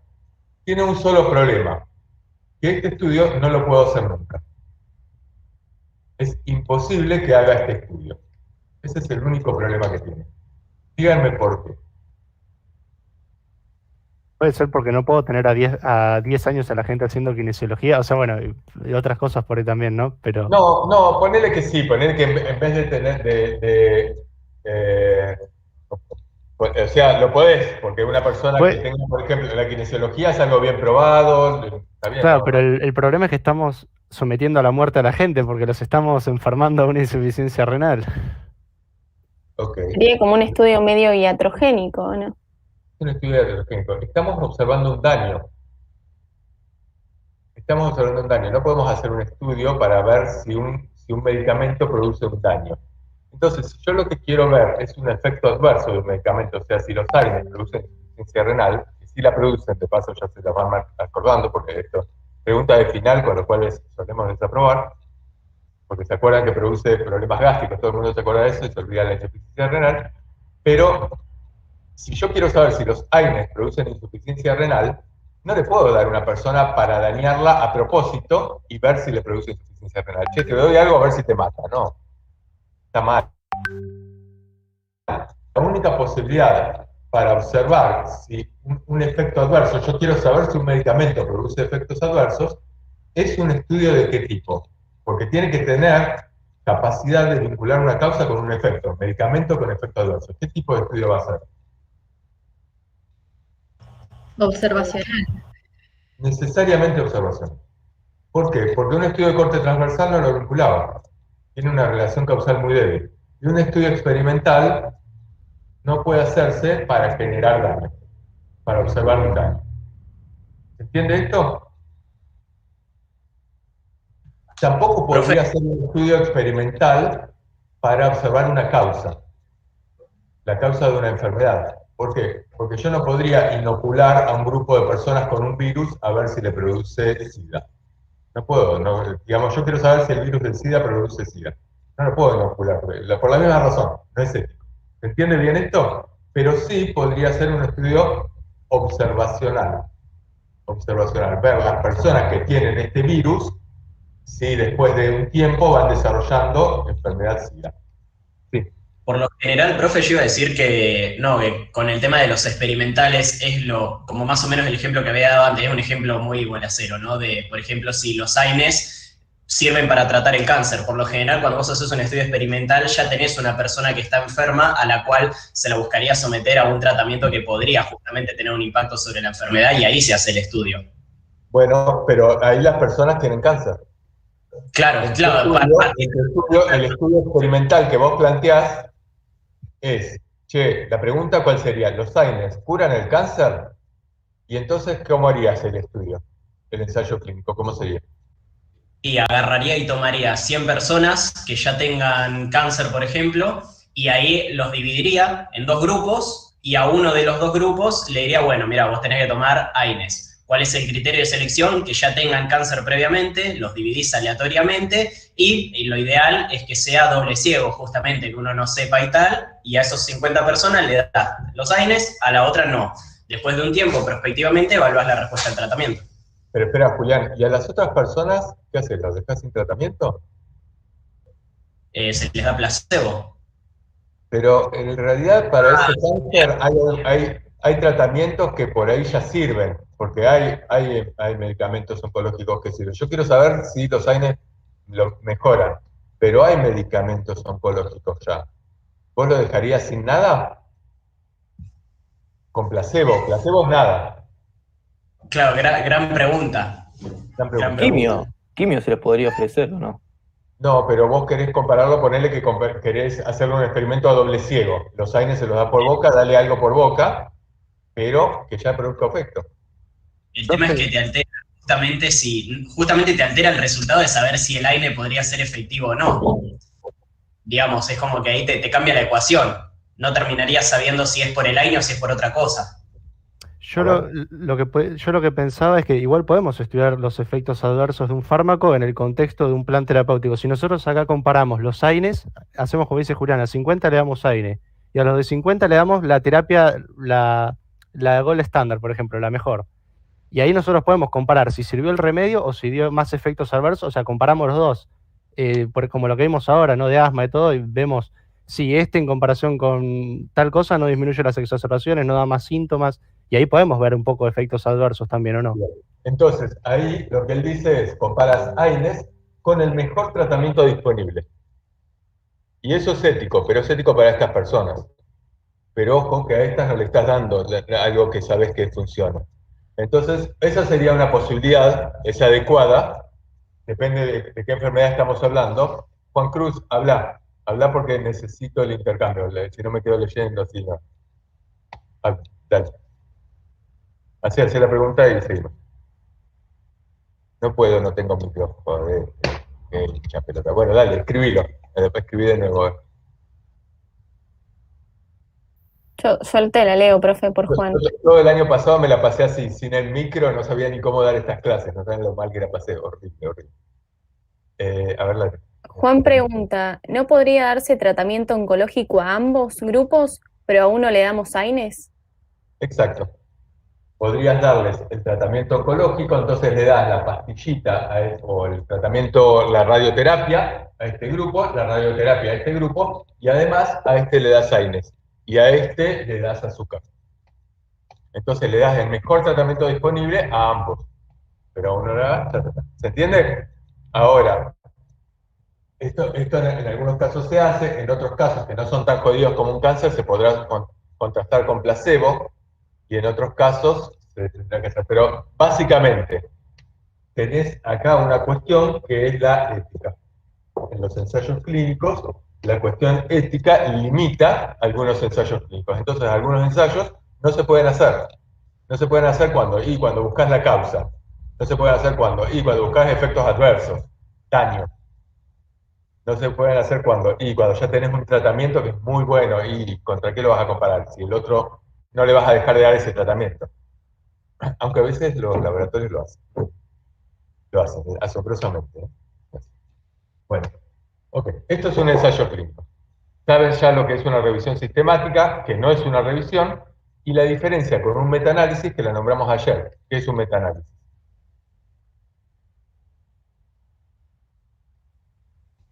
Una conclusión de varios estudios que tratan sobre el mismo tema.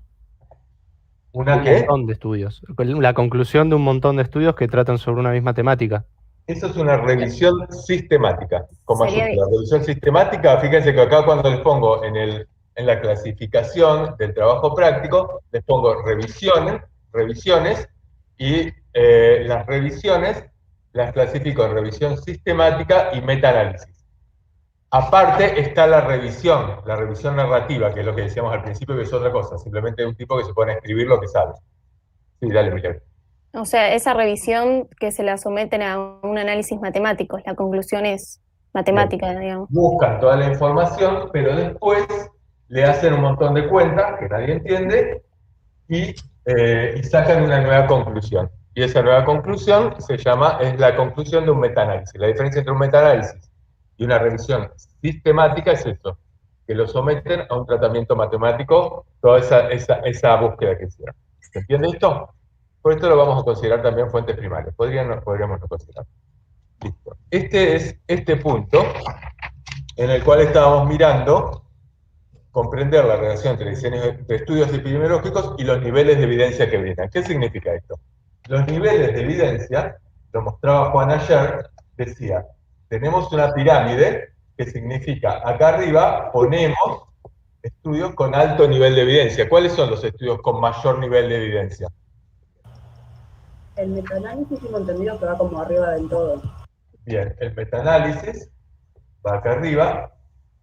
¿Cuál más? Las revisiones de los estudios clínicos aleatorizados. Las revisiones sistemáticas. Sistemáticas, sí. Una revisión sistemática va acá arriba. ¿Y cuál más? Si es un solo estudio, ¿cuál va a ser? Porque revisión sistemática y metaanálisis es junto a un montón. ¿Y si es uno solo? El Sería clínico. caso. ¿Cuál? No, perdón, no dije nada, perdón. No dice nada. Dale. Milagros iba a decir. No. ¿Cuál va a tener mayor fortaleza de todos los que vimos para vincular una causa con un efecto? En función El clínico aleatorizado. El clínico aleatorizado. El ensayo clínico. El ensayo clínico controlado, randomizado, doble ciego, o sea, con grupo control, que se hizo la división al azar, randomizado y doble ciego. Eso tiene un alto nivel de evidencia. Estos están en la punta de la pirámide. Abajo de esto, ¿cuáles van a estar? Para vincular una causa con un efecto. Y los observacionales. Los observacionales, ¿cuáles serían? Y los de cohorte y los casos control. Bien, acá están los de cohorte y los de caso control. Abajo, ¿cuáles van a estar? Para vincular una causa con un efecto. Abajo de esto, ¿qué estaban? Los que eran bien observacionales de corte transversal y esos, ¿no? Los de corte transversal. Los estudios de corte transversal. Entonces, si esto miramos acá, a esto lo llamábamos analíticos y los otros lo llamábamos descriptivos. Por ejemplo, los estudios epidemiológicos, que no podían vincular también una causa con un efecto. Y abajo de esto, ¿qué va a estar?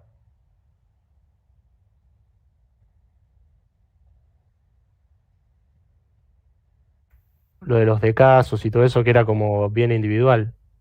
Sí, podría ser descriptivos, epidemiológicos, pero acá también tenés casos, o acá si querés narración de casos, qué sé yo, y qué más, abajo de eso todavía. ¿Cómo se clasificaban las fuentes? Primarias y secundarias. Bien, acá abajo son las fuentes secundarias. Todo lo que sean fuentes secundarias, ya se llame consenso, ya se llame profesor, ya se llame libro, ya se llame revisión. Todo esto son fuentes secundarias. Vademecum. Y estas fuentes secundarias, o las fuentes primarias también, a su vez, pueden o no estar vinculadas con la industria. Y decirlo o no. O sea, pueden ser fuentes independientes o dependientes de la industria, que la financia. ¿Se entiende? Un libro, una revisión puede estar financiado y no decirlo. Un profesor de farmacología.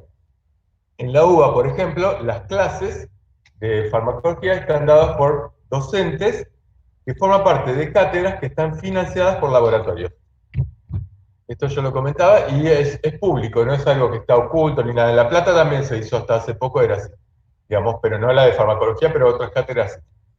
Y es público, tan público que en la cátedra, en las aulas, figura Vagó, o figura el nombre del laboratorio. Esto es asombroso, pero es así. Y entonces uno dice, che, ¿te influye en el docente? Y por ahí sí, por ahí no. Pero es probable que sí, y tu sueldo depende de eso. Y genera un extra. ¿Por qué no va a influir? Y profe, una pregunta, ¿y los clínicos aleatorizados también podrían estar influidos si, por ejemplo, estamos buscando el resultado de un tratamiento con esos fármacos que habíamos visto al principio de todo, que eran que no cambiaban casi nada por ahí solamente para mantener una patente? ¿Ahí no podría estar también influenciado? Absolutamente, están influenciados. La mayor parte de los ensayos clínicos, la enorme mayoría de los ensayos clínicos, están influenciados. Son bancados por la industria. Y de hecho, digamos, la industria es quien tiene la fuerza económica para hacerlo, porque son caros. Hacer un ensayo clínico o un estudio observacional son estudios muy caros. La mayor parte está influenciada. ¿Cuál es la ventajita que tenés? Y que vos podés ver cómo lo hicieron. Entonces vos podés darte cuenta que dividieron a la población, dividieron a la población en dos grupos exactamente iguales. Ah, pero vos te fijaste bien, y si lo leíste, si vos lees la conclusión del estudio es lo mismo que si leíste lo otro. Leíste una conclusión, chau. La mayor parte de la gente, como hay tanta información, lo que hacemos es leer el review, el abstract, perdón. Sí. Hola, disculpa, estoy dando una clase. ¿Se entiende? Entonces,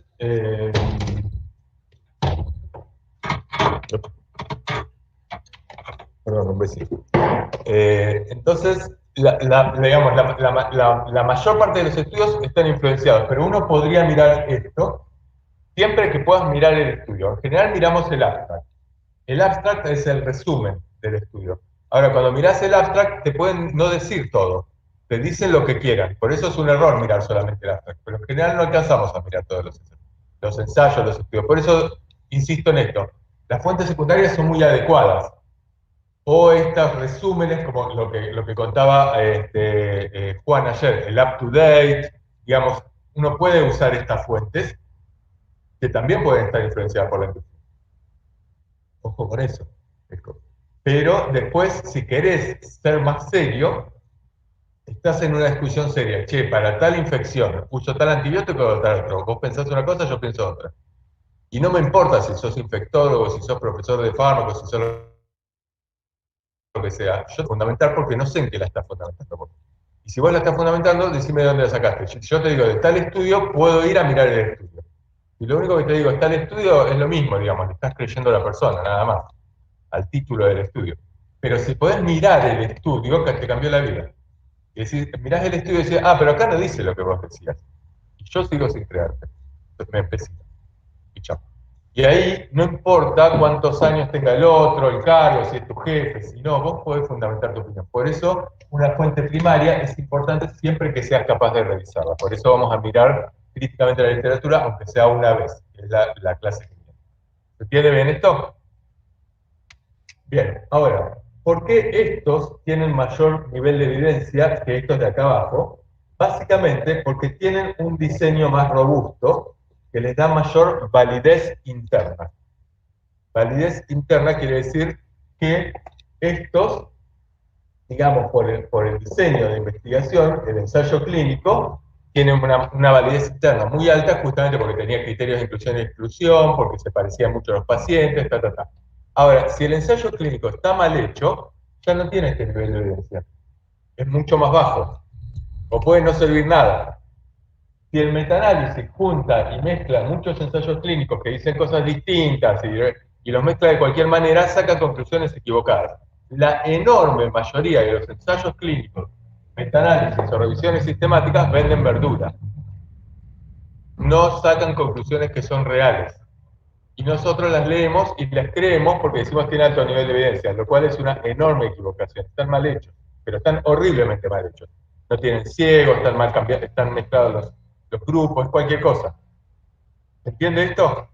Entonces va a tener alto nivel de evidencia si está bien hecho, ya sea un metaanálisis o un ensayo clínico. Y bueno, esto va por un lado. Ahora, esto, que es, digamos, la base, esto se supone que hasta acá, lo que hablamos, todo esto, es más o menos lo que ustedes tenían que saber ya, ahora. Sabemos que no lo traen tanto, igual que no lo traemos, no importa, los que estudiamos La Plata, en Buenos Aires tampoco lo traen. No se preocupen que, digamos, esto se va adquiriendo de a poquito y en general mucha gente no lo adquiere. Pero estamos haciendo casi una revisión. Ahora vamos a romper un poquito con esto. Esto que estamos diciendo, esto tiene alto nivel de evidencia, esto no. El trabajo práctico es para romper un poquito con esto, por eso a mí me interesaba dar este apoyo, porque no van a tener de dónde sacarlo, digamos, para poder fundamentar las preguntas. Hay una parte del trabajo práctico que apunta a un tercer objetivo. Voy a leerles el tercer objetivo con el cual empieza, que es... es el cuarto objetivo que dice organizar y jerarquizar la búsqueda de información a partir de criterios de selección de medicamentos, eficacia, seguridad, conveniencia y costo. Esta parte es la parte difícil del trabajo práctico. ¿Qué significa esto? Ustedes se acuerdan lo que es eficacia, seguridad, conveniencia y costo. A esta altura ya lo saben, ¿de acuerdo? No tenemos problema. Seguridad son los efectos adversos, eficacia si un medicamento sirve para un determinado objetivo terapéutico, para lo que considero. Conveniencia y costo lo saben. Ahora, supongamos que yo les digo, bueno, miremos un poquitito el trabajo práctico. A ver, miremos la tercera hoja. Les plantea una serie de preguntas que dice, el enalapril produce tos, ¿qué es la insuficiencia cardíaca sistólica? Considera adecuados los exámenes complementarios que le solicitaron a María, etc. Y lo que les pido acá es que lo organicen en una tabla. Mírenlo, les digo, organícenlo esto en una tabla. Digo, bueno, la pregunta 1, pone con qué criterio lo estás organizando, si evalúan eficacia, con qué objetivo terapéutico, y cuál es la fuente de información adecuada. No les pido la respuesta, les pido esto. Vamos a mirar un poquito, porque esta es la parte difícil del trabajo práctico. A ver si miramos. no se preocupen, ahora se entiende lo que les estoy pidiendo, simplemente si entienden esto. Lo que les estoy pidiendo es, en función, a ver, vamos a mirar. Les leo esto, dice, organice, ¿quién lo puede leer? A ver, alguien que no sea yo, si descansa un poquito. Dice, la pregunta B. Yo lo leo, profe. Claro. Dice, organiza en la siguiente tabla las preguntas, teniendo en cuenta que hay preguntas amplias y otras más específicas. Organice las específicas de acuerdo a los criterios de selección de medicamentos, eficacia, seguridad, conveniencia y costo, a los cuales obedecen. Cuando la pregunta sea sobre eficacia, identifique el objetivo terapéutico. Luego establezca las fuentes de información más apropiadas para responderlas. ¿Y la frase siguiente qué dice? Dice, tenga en cuenta que no estamos solicitando las respuestas. Este es el ejercicio. Entonces, la primera pregunta dice, ¿el enalapril produce tos? Yo no les estoy preguntando si el enalapril produce tos. Lo que les estoy preguntando es, ¿a qué criterio de selección obedece esta pregunta? A la seguridad, porque sería un efecto adverso, ¿no? Bien, les estoy preguntando, ¿cuál es este efecto adverso que produce el enalapril? O sea, estoy mirando seguridad. No estoy mirando si el enalapril baja la presión, no estoy mirando eficacia. No estoy mirando si el enalapril disminuye mortalidad. No estoy mirando eficacia. No estoy mirando si el enalapril disminuye riesgo de internaciones. No estoy mirando eficacia. Porque si mirase alguno de estos objetivos terapéuticos, y viese si el enalapril los alcanza, estaría mirando. No, solamente estoy mirando si produce un efecto adverso, o sea, seguridad. ¿De acuerdo? Segunda pregunta. Perdón, entonces, el enalapril produce tos, es una pregunta de seguridad, entonces acá en la tabla, el primer punto dice seguridad, y al lado dice cuáles son las fuentes de información adecuadas. ¿Cuál es la fuente de información adecuada para responder una pregunta sobre seguridad, sobre efectos adversos? Repasemos lo que vimos recién. Las fuentes que vinculan una causa con un efecto pueden ser muchas. Las fuentes primarias, más importantes, las de mayor nivel de evidencia, son estas. Pero, por ejemplo, los metaanálisis, las revisiones sistemáticas, el ensayo clínico. El ensayo clínico, que es el más alto de todos. ¿El ensayo clínico me puede responder esta pregunta?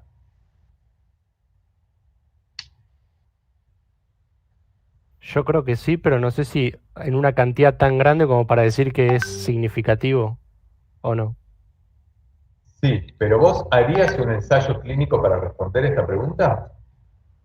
No vale la pena. No podés hacer un ensayo clínico para ver si produce un efecto adverso, por una cuestión ética. Con lo cual, el ensayo clínico queda descartado como fuente, vos no lo buscarías como fuente de información. A lo mejor, en un ensayo clínico que se hace para ver si el enalapril baja la presión, tiene como objetivo secundario mirar si produce, cuáles son los efectos adversos. O sea, lo puedes mirar, puedes buscar también en ensayos clínicos, pero no va a ser el objetivo del ensayo clínico. ¿Se entiende? Si hicieron un ensayo clínico con 3.000 personas que tomaron enalapril, se fijan cuántos tienen tos, bárbaro. Pero no es el objetivo del estudio. ¿Se entiende? En cambio, ¿en qué estudios sí se podría hacer para esto? ¿Qué estudio primario? ¿De casos y controles puede ser, profe? Podría agarrar personas que tienen tos y personas que no la tienen y veo cuántos tomaron enalapril en cada grupo. O si no, ¿qué otro estudio? La guía dice revisión sistemática y metaanálisis. Podría ser revisión sistemática de metaanálisis porque junta un montón de ensayos clínicos o de estudios de cohorte, que se nos junta muchos pacientes que tomaron enalapril y podría sacar de ahí. Podría obtener este dato. ¿De dónde más? Para mí sería mejor el de cohorte, porque ves la gente que está tomando enalapril y ves si les da tos. Bien, ese es el mejor estudio de todos. Gente que toma enalapril, gente que no toma enalapril y veo cuántos tienen tos en cada uno. Pero fíjense que entonces, para hacer una relación causal necesitaba necesariamente ser un estudio, miren la clasificación de los estudios, necesita ser un estudio analítico, porque necesitaba que pase tiempo. Y el único estudio posible son los observacionales, porque el experimental no puedo porque no puedo por una cuestión ética. Entonces van a ser o de casos y controles o estudios de cohortes. O que resuman esta información. Se puede hacer un metaanálisis de estudios de cohortes o un metaanálisis de estudios experimentales y que aparezca la cuestión de los. ¿Sabes? Esas serían las fuentes primarias. ¿Lo podría sacar de una fuente secundaria, un dato?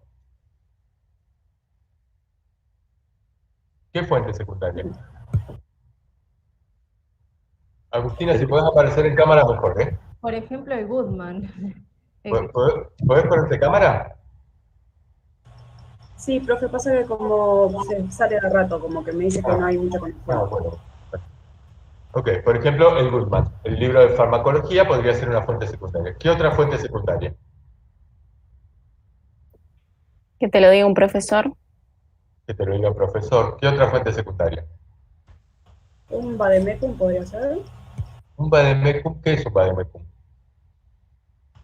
Es donde te viene, digamos, el mecanismo de acción, la posología, un montón de cosas de los medicamentos. Bien, es como un resumen de medicamentos. Muchos vademecum son hechos por la industria, porque la industria tiene interés en que los médicos tengan esta información vademecum. ¿Lo podrías sacar de un vademecum hecho por la industria, esta información? Por ahí sí, porque por ahí la tos no es un efecto tan grave como para que lo vayan a ocultar o no. No sé, pero yo creo que podemos buscarlo, no perdemos nada. Sí, y en general, mucha cuestión de los efectos adversos, vos lo podés sacar de la industria, porque la industria cuando hace los estudios, o cuando hace el prospecto de un medicamento, desarrolla los efectos adversos, tiene la obligación de escribirlos. Puede no escribirlos, sobre todo en países que tienen legislación débil, como la nuestra. Como el nuestro, que es un país débil, digamos, monetariamente débil y legislativamente débil. Entonces, el prospecto en Inglaterra no va a ser exactamente de un medicamento. El enalapril en Inglaterra no es igual que el prospecto del enalapril nuestro. Acá pueden no poner información que allá están poniendo. Ojo. O a lo mejor un laboratorio te pone un determinado efecto adverso y otro no. Pero en general, como hay una cuestión legislativa que los obliga a poner en el prospecto y en el vademecum los efectos adversos, muchas cosas lo podemos sacar de él. Y te lo tienen que decir. O sea, hay bastante cuestión. Los efectos adversos podemos sacarlos de libros de farmacología, de profesores, ¿no? De fuentes de la industria también. De boletines independientes. Los boletines independientes son una fuente de información muy importante que nosotros recién ahora vamos a empezar a pasarles, que no les comentó ayer Juan. Pero hay un montón de boletines que se llaman boletines independientes de la industria, entre los cuales está, por ejemplo, el boletín de Navarra. Nosotros ya lo hemos usado alguna vez y ahora se lo volvimos a pasar en la bibliografía que le subimos para este trabajo práctico, está un boletín de Navarra, en el próximo también. Y entonces hay boletines que explícitamente, que son boletines farmacológicos, que explícitamente se declaran independientes de la industria. Y entre los cuales, por ejemplo, está el boletín de Navarra, el S7, que es un boletín catalán, que es muy interesante. Son boletines muy cortitos que te informan sobre muchos temas. El boletín del País Vasco, el de Euskera. Acá en Argentina está Salud y Fármacos, que lo hace la Fundación FEMEVA, que se declara independiente de la industria, y lo hacen, digamos, tienen mucha información. Pueden entrar a FEMEVA, y ahí incluso FEMEVA no es un sitio maravilloso, digamos, FEMEVA no es una organización maravillosa, pero tiene un buen sitio desde el cual pueden acceder a boletines independientes, por ejemplo. Entonces, ahí pueden empezar. Bien, fíjense que todo esto, lo que estoy pidiendo acá es que pongan, en la última partecita del cuadro, que pongan las fuentes de información. Nada más, no les estoy preguntando si era la preproducción. ¿Se entiende? La segunda pregunta, vamos a la segunda pregunta. La segunda pregunta dice, ¿qué es la insuficiencia cardíaca sistólica? ¿Qué es la insuficiencia cardíaca sistólica? ¿De dónde la sacarían? ¿Un libro de medicina interna? ¿Por qué del libro de medicina interna? Es una fuente secundaria de información. Y porque por ahí yo no puedo pedirle a un paciente que tiene insuficiencia cardíaca si me deja abrirlo y ver cómo tiene el corazón, o me puede contar sus síntomas por ahí, pero no le puedo ver la fisiopatología por ahí. Bien, pero porque cuando estás preguntando qué es la insuficiencia cardíaca, estás preguntando un montón de cosas. Estás preguntando la fisiopatología, estás preguntando los síntomas, estás preguntando cómo se hace el diagnóstico, cuál es el pronóstico de la enfermedad. Estás haciendo una pregunta que ya no es una pregunta chiquita, es una pregunta muy amplia, muy grande. Y cuando hacíamos preguntas grandes necesitábamos buscar una fuente secundaria. Caíamos en una fuente secundaria, porque las fuentes primarias respondían a preguntas puntuales. No te van a responder qué es una insuficiencia cardíaca. Ningún ensayo clínico te responde. El ensayo clínico lo que te responde es si tal medicamento disminuye mortalidad en pacientes con insuficiencia cardíaca. Pregunta puntual. ¿Se entiende? Entonces, ¿qué es insuficiencia cardíaca? Y fuente secundaria. ¿Qué fuente secundaria? Fuente secundaria independiente de la industria, porque acá sí, digamos, tratar de no caer en el vademecum de la industria.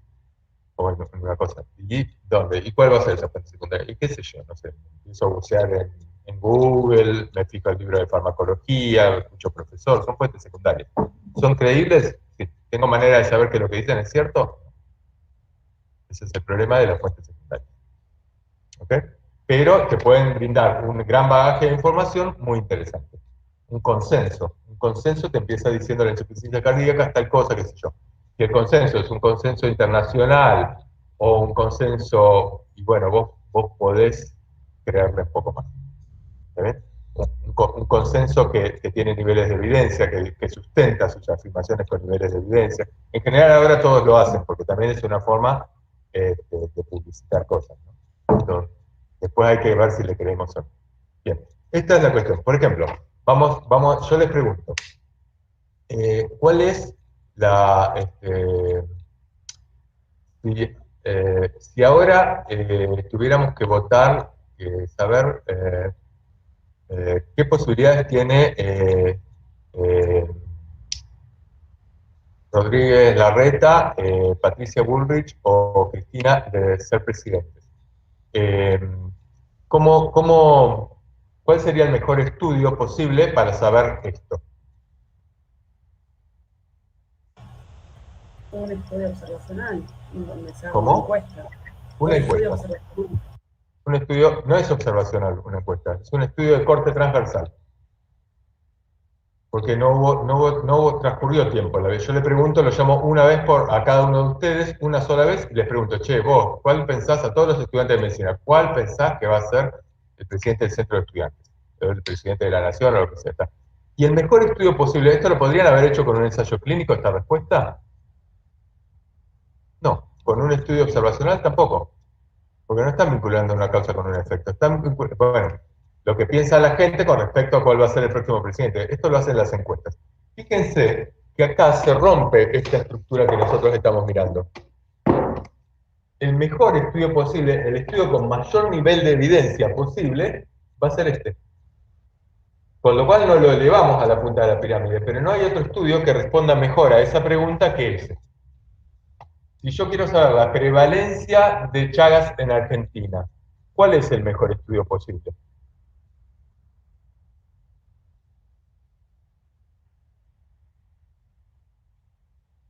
¿Un boletín epidemiológico?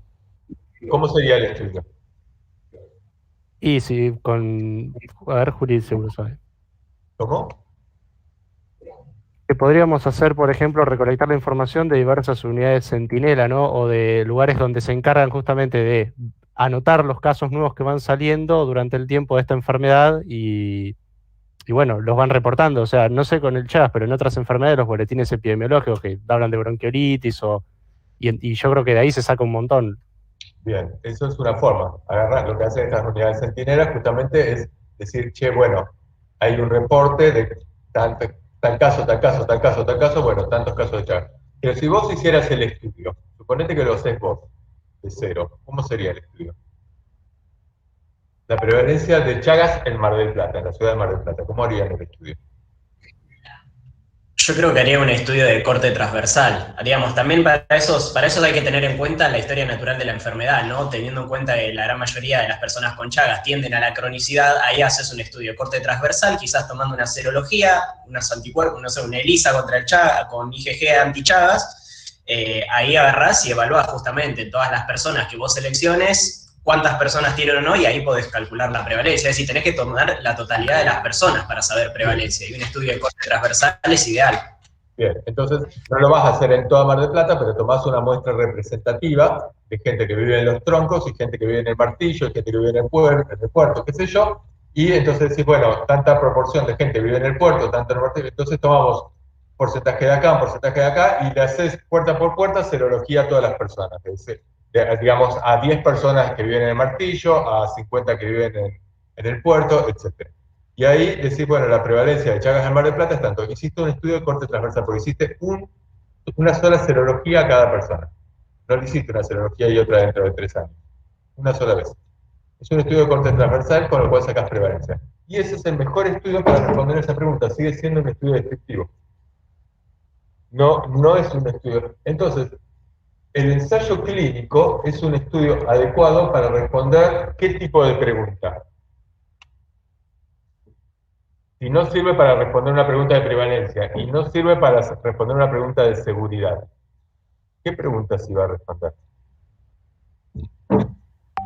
¿Puede ser la incidencia? No, de incidencia tampoco, porque vos acá seleccionás un grupo de gente y le decís que tome AINES, no estás sacando incidencia de nada. ¿Puede ser que nosotros evaluamos la eficacia? Para evaluar eficacia.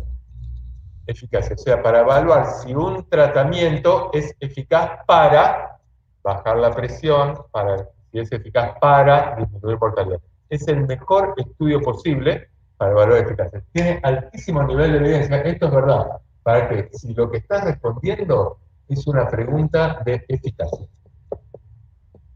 Si estás respondiendo a una pregunta de seguridad, no te sirve por las razones que vimos, una cuestión que te sirve, pero bueno, va a ser una observación secundaria del estudio. Sí sirve, de todas maneras. Pero si vos lo que querés saber, por ejemplo, es pronóstico, incidencia, yo atiendo pacientes con HIV, y el tipo me pregunta, y doctor, ¿qué posibilidades de morirme tengo en los próximos 10 años? ¿Qué estudio voy a mirar? Uno de cohorte por ahí que ya esté hecho, Claro. uno de casos y Con control. pacientes con HIV. Agarraron 1000 pacientes con HIV y vieron cuántos se murieron a lo largo de 10 años. Y con eso le están diciendo, che, vos, ¿se murieron todos o no se murió ninguno? No tenés ninguna posibilidad de morir. Entonces necesito un estudio que estará en este nivel de evidencia, un estudio de cohortes, pero es el mejor estudio posible para responder a esta pregunta. Yo lo que les estoy pidiendo en este ejercicio entonces es, primero, que correlacionen la pregunta con qué criterio de selección tienen. Si es una pregunta amplia, no lo correlacionan con seguridad, eficacia y conveniencia a costo. Porque es una pregunta amplia, y ya directamente me responden fuente secundaria, independiente de la industria. Pueden desarrollar libro de clínica tal, farmacología tal, boletín independiente tal, busquen cuál es boletín independiente. Y si es una fuente primaria, tendrán que correlacionarlo con esto. ¿Se entiende? Listo. El resto de la actividad es una pavada, así que no tienen problema. Y de todas maneras la vamos a volver a revisar porque hay algunas cuestiones que tienen que ver con lo que es riesgo relativo, absoluto, qué sé yo, que puede generar alguna confusión, pero lo vamos a volver a tomar en la actividad que viene. Le vamos a dar el seminario antes y lo volvemos a revisar. Seguramente ahí van a tener algunos resbalones, no se preocupen, que no nos preocupa. Es para ver, digamos, en dónde estamos parados antes de la actividad. ¿Está bien? Bueno, cerramos acá. Bueno, Julián, entonces vos desparramá, pasales a los chicos, si querés pasarme a mí, yo los subo al campus. Dale. ¿Vos tenés el contacto de Cintia también? No. Bueno, pasámelo a mí, yo se lo paso a ella para que lo suba, porque yo ahora me estoy yendo me vuelo al Tigre. Dale, yo seguro los subo a un drive y se los comparto a ustedes. Dale. Te mando el link por mail y ahí ustedes pueden descargar lo que quieran hacer con la clase, lo hacen. Nosotros se lo subimos al campus. Les ponemos el drive en el campus, así los chicos, la conexión en el campus, así el resto de los chicos también lo tienen. Perfecto, dale, buenísimo. Bueno, muchísimas gracias. Gracias a usted, profe. Gracias, Gracias, profe. Profe, gracias.